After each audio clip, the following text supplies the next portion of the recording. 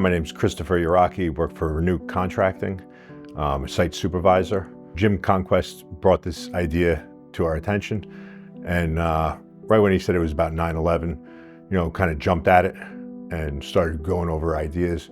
Michael Vandenberg, president of Renu Contracting.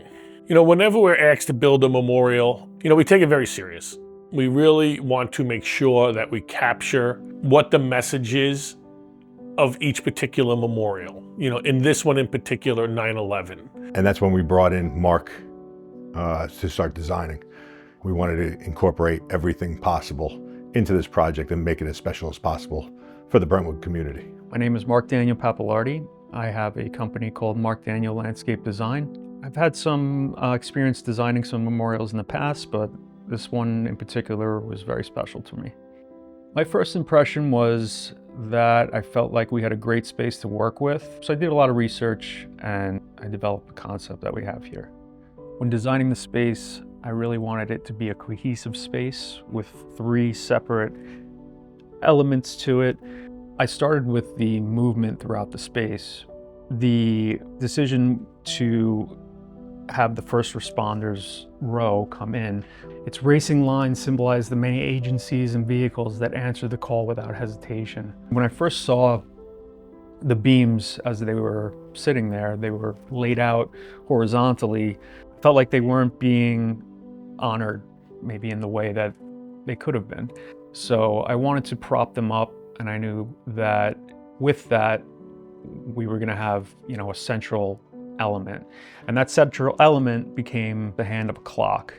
And the way that I oriented the axis of the clock was to orient the viewer, if you're standing at the 6 on the clock, so that we actually look at the Twin Towers from that 6. So that was the axis. The progressive wave of blue formed by bluestone blend pavers symbolizes the reverberating impact of 9/11 across the globe.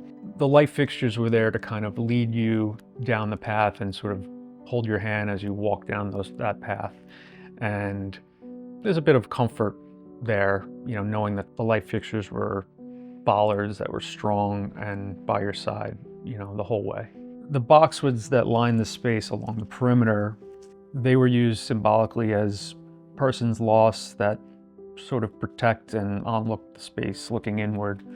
This way, I felt like it wasn't going to be only a somber remembrance of the space, but also an uplifting remembrance of the space. To be part of something that's remembering 9/11 and all the first responders and the unselfishness of all of the first responders, it's really important to me. So I was very honored to be a part of this project. Every single detail of this project was thought about and coordinated. Things that you don't see, like drainage. We have, I think it's 7 or 8 drainage basins. There was one original. The amount of soil that we brought out. We brought out 300 yards of soil from that courtyard through a little 8-foot wide hallway. We have a foot of gravel for drainage inside that courtyard. So it was pretty extensive what we did that nobody would ever see, but we wanted this to be able to last forever. The flagpole was donated from Branch Services. Branch Services thought it was really important to get involved and dedicate a flagpole. Pretty much everything in there, it's a low maintenance plan. There's synthetic turf, artificial mulch. The mulch is all rubber mulch. The plantings are all individually planted inside each their own container that's buried 2 feet into the ground. It'll be a longer lasting courtyard and memorial for everyone to enjoy.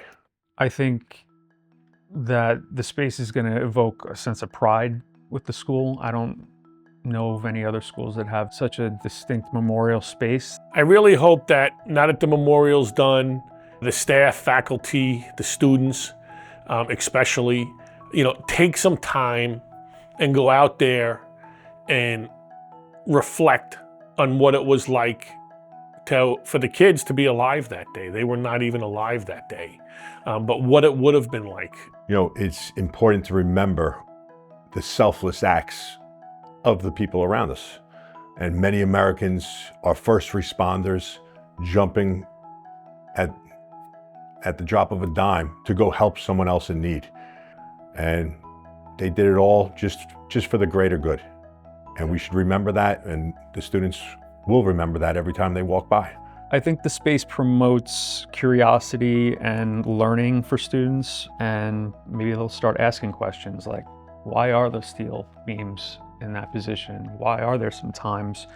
What are these times listed here around? There's no better learning tool to teach these kids about 9/11 than there is that memorial. You know, it's so much more than just reading a textbook and talking about that day, when you could walk them out and touch a piece of steel from there and understand why that steel is set in that position. It's such an amazing learning tool, and I bet you that there's going to be dozens of kids that will look at 9/11 a little bit different now because the memorial's there. I want them to be curious. I want them to be interested. I want them to look at the space and really want to understand what the meaning was behind a lot of it. Hopefully passing by this memorial every day for these students, even though they didn't experience what actually happened that morning of 9/11, it'll teach them to be strong, to be caring. Eventually we're going to lose those firsthand accounts, and what we'll have left is the symbolism. You know, I really just want to thank Brentwood, you know, the board, the administration, the staff, for allowing us to build this project. Thank you is really what I wanted to say. You know, thank you for allowing me to be involved in this project. I'm proud to be a part of it. God bless the USA, and God bless Brentwood.